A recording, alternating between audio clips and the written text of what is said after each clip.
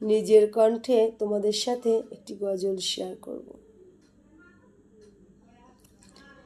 শিশু নবী মায়ের কাছে কেঁদে কেঁদে কয়, বলো বলো মা গো আমার আব্বা জান কোথায়? সন্ধ্যাবেলা খেলার শেষে সব ছেলেদের পিতা এসে আমার খেলা সাথী ভাইদের কোলে নিয়ে যায়। বলো বলো মা গো আমার আব্বা জান কোথায়? মা আমিনা মনের দুঃখে ঘুমন্ত শোক ভেসে উঠে হৃদয় ফেটে যায়।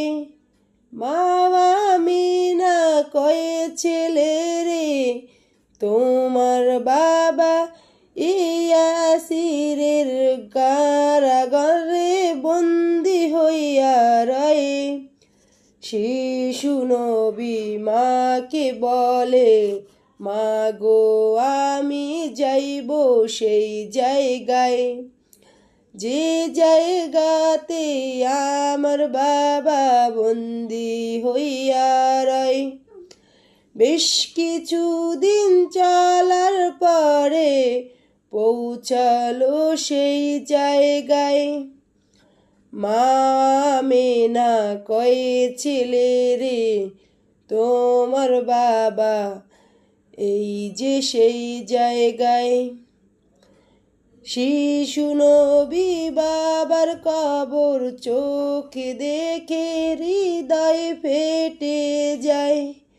শিশু নবী কয়ে মা গো হে আল্লাহ কি দৃশ্য দেখালে আমায়। মা আমিনা ছেলের দুঃখ নিজের সুখ না সইতে পেরে বিদায় হয় সেই জায়গায়।